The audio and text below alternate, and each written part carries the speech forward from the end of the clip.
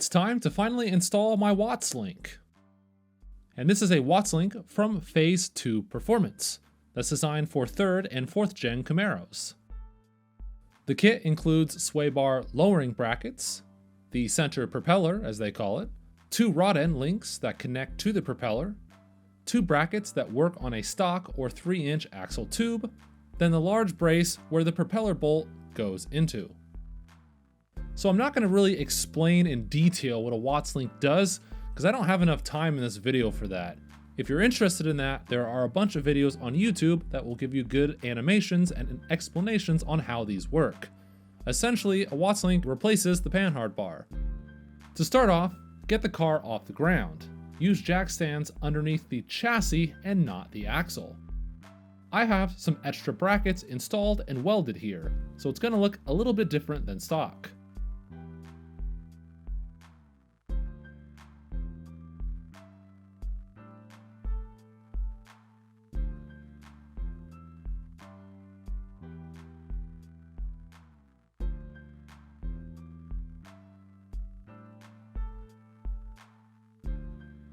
My Penske remote reservoirs are removed.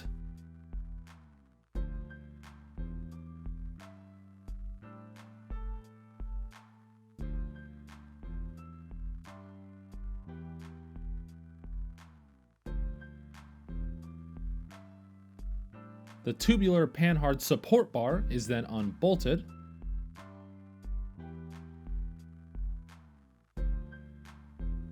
Because I have a panhard bar relocation bracket welded to my car, this Watts link mount is not going to fit. But that's nothing a death wheel can't fix.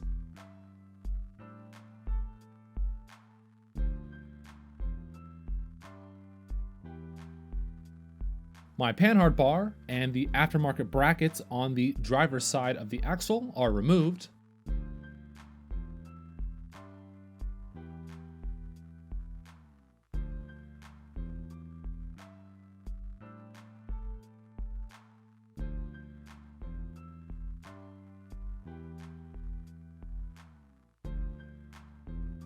The sway bar mounts are loosened.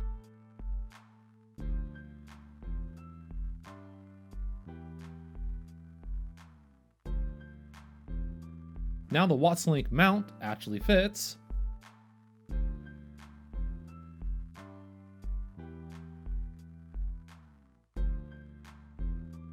The 3 bolts on the driver's side tend to be a little bit different from car to car, so I had to clearance the holes just a little bit.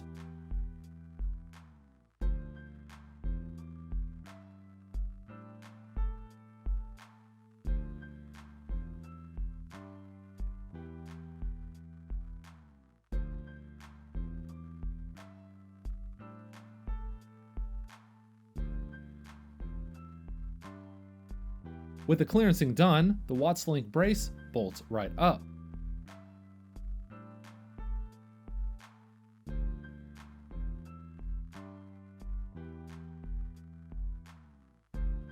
And my new grade 12.9 bolts are torqued down.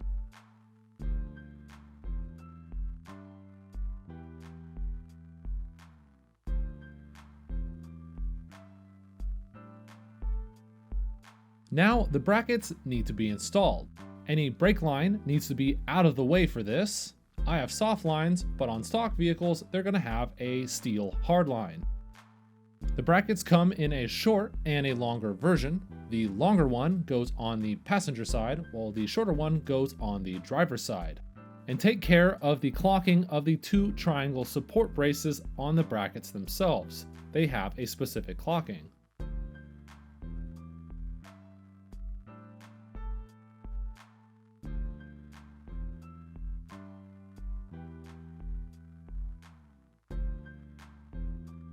This brake line bracket is in my way, so off it goes.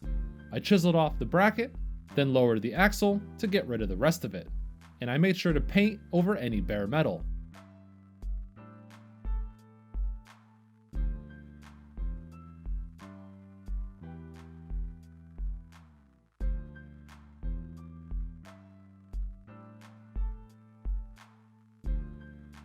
On the driver's side, I removed the stock brake line bracket and the parking brake bracket because they were both in my way.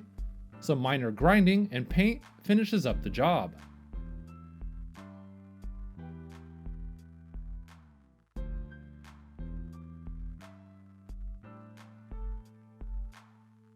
My axle temp sensor doesn't clear the Watts link, so off it goes.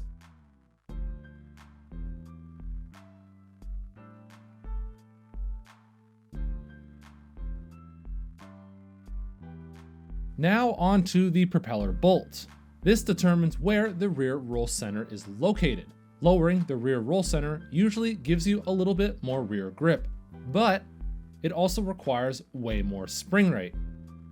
For example, if you wanted to run at the lower settings, you would need probably a minimum of a 300-pound rear spring. For those not aware, a 300-pound spring or stiffer will result in horrible ride quality. So for mild builds, keep the bolt in the center or above position. The bolt is installed and the spacer is put on.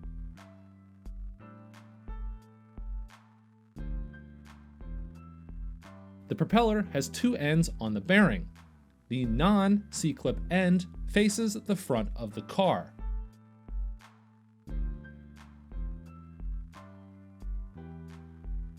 A washer and a temporary nut is screwed on.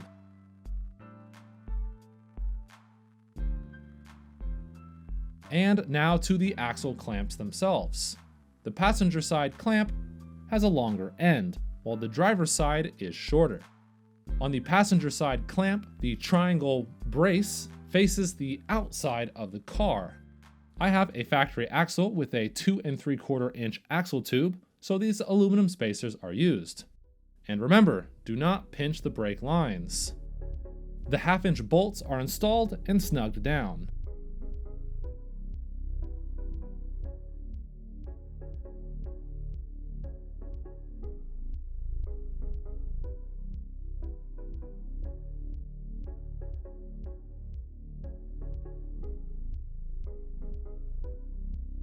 And now onto the driver's side.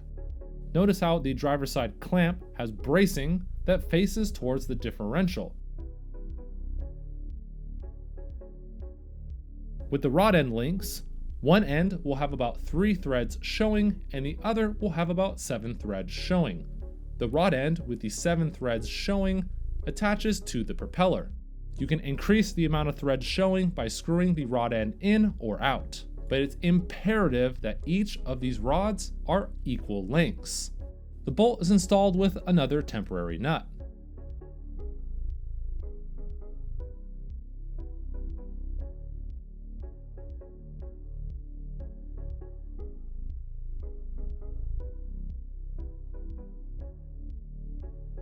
The links are then bolted to the brackets with these really large 3/4 inch bolts.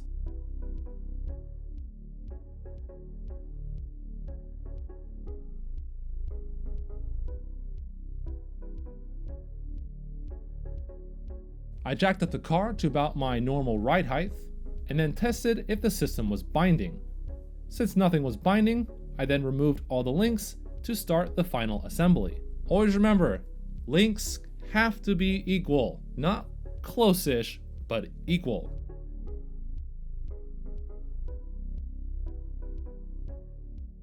So looking at the rod end links, one end has 3 threads showing, and the other end has about 7 threads showing.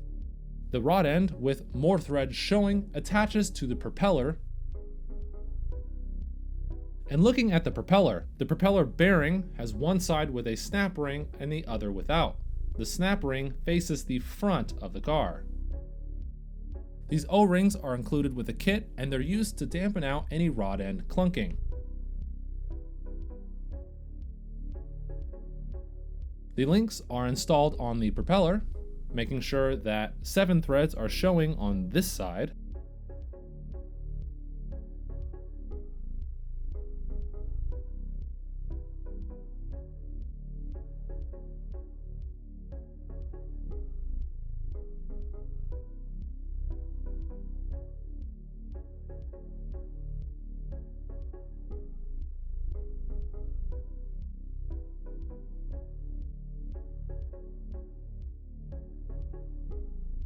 The propeller bolt has a single washer.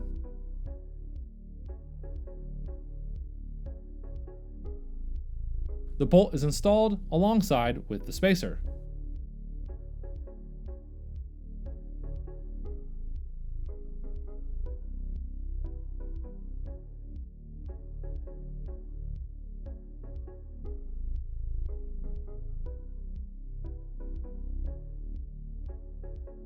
The bracket bolts have a washer and 2 O-rings.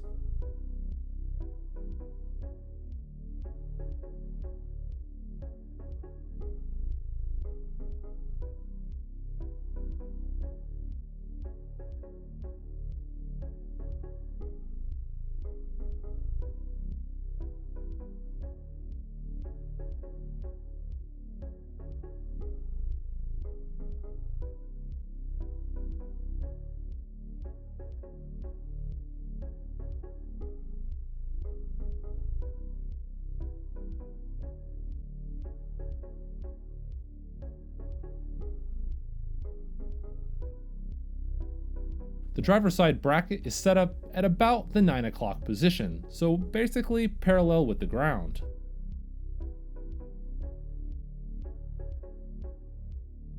The 1/2-inch bolts are snugged down, but not fully tightened.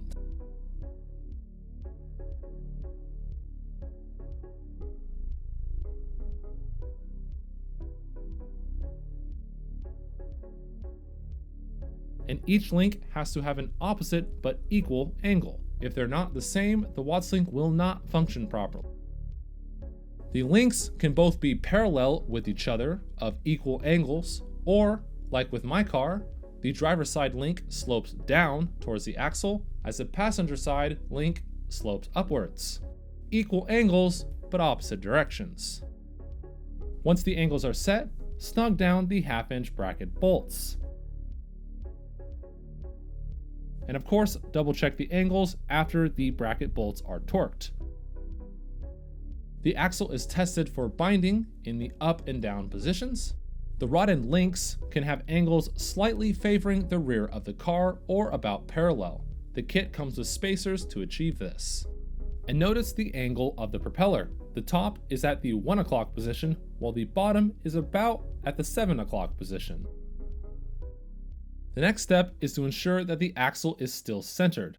The bump stops are a good place to measure to make sure your axle is still centered. If it is centered, torque down the 3/4 inch bolts to 100 pound-feet.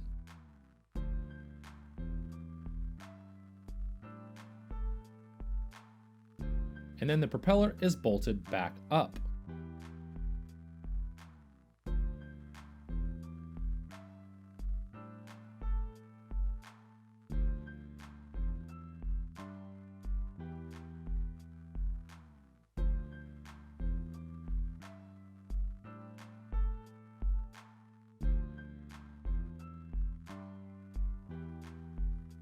Since the rod end links need to be equal lengths and equal angles, a good way to make sure they are of an equal length is that both of them should be able to wiggle freely without any resistance. The angles are checked again.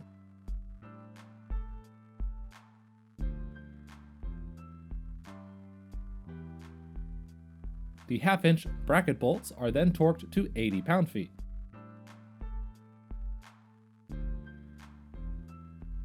A marker is a good way to see if the bolts are moving or have loosened over time.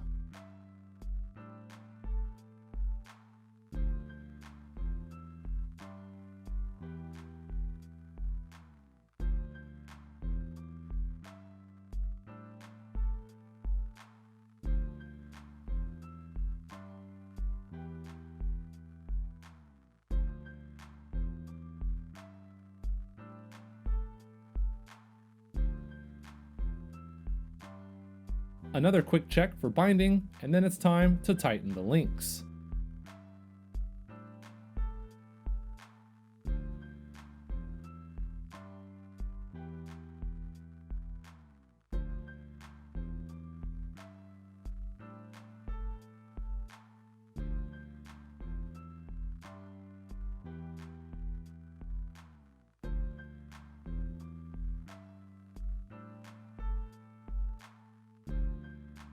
Here you can see the O-rings between the rod ends.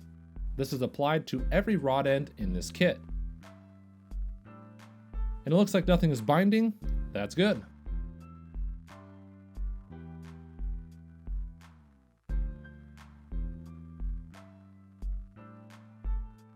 Now the axle sway bar bracket spacers are installed and then torqued down.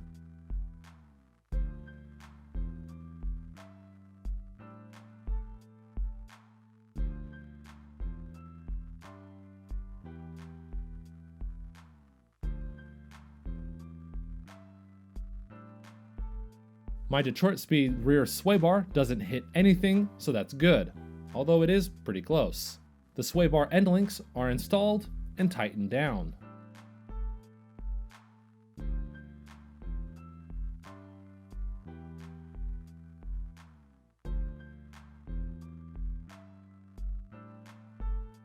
Some marks are put around the brackets so I can check and see if they moved as time goes on.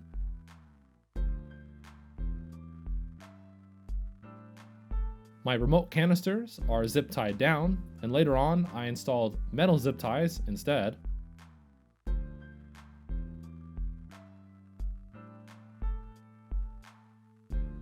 All my rear brake lines are tied down, and I made sure that they were all free from any harm. I did a double check to see how centered the axle was, and it was still centered.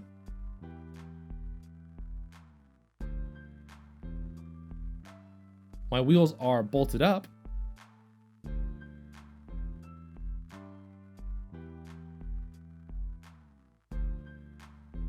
I then did a quick once over to check for anything maybe missed or loose items, etc.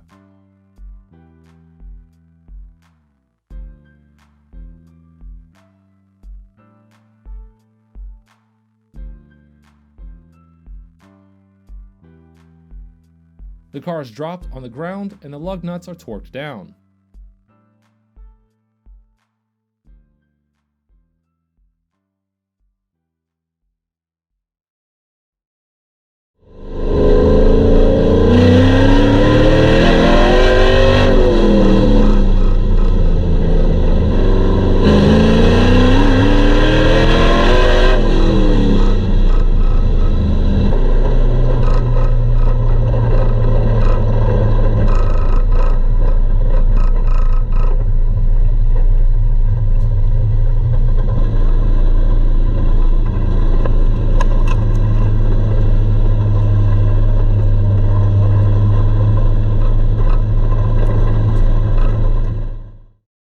Okay, so now the install is done.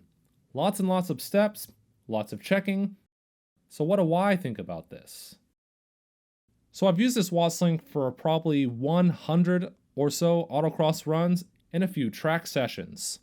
So overall, I have a good idea on how this performs and where it shines and where it doesn't. I would say overall that this Wattslink is simply faster than a Panhard bar setup, a lowered Panhard bar setup at that. But it's not drastically faster everywhere. A Wattslink excels on uneven or rough pavement. So I'd say on a really rough track or autocross event, it's worth about half a second or maybe 3/4 of a second improvement per lap. But this is limited to surfaces that aren't very good, maybe surfaces that have lots of waves or potholes or unevenness. But if you test this on a smooth surface, the Wattslink doesn't really outperform the Panhard bar in that type of situation. However, it's not slower, so I'd say it's still an improvement overall. It's also important to note that the Wattslink is about 10 pounds heavier than a Panhard bar setup. I would say that the biggest difference between the Panhard bar and the Wattslink is the improved ride quality that the Wattslink gives you. Even on a stock driven car, a Wattslink is going to deliver better rear ride quality. It's simply a smoother suspension component. Since I oftentimes drive 200 plus miles to an event, the added ride quality is definitely something that I like. There's also the added bonus that with a Wattslink, the axle does not have any movement from side to side, so I was actually able to use a little bit more back spacing and remove some really tiny spacers that I was using in the rear. So now on to the cons. The biggest con of this is simply the cost. This Wattslink costs about $700. While meanwhile, I can get a decent panhard bar and relocation kit for about $200-ish. So is it worth it? Well, it really depends on what you do with your car. I like this Wattslink a lot. I've been racing on it for a few months now, and I'm definitely going to keep it. But if you're just like a stock-driven vehicle that does burnouts on the weekend, probably not worth the cost. Well, that's it for this install. It'd be great if you subscribe to my channel, and make sure to follow me on Instagram.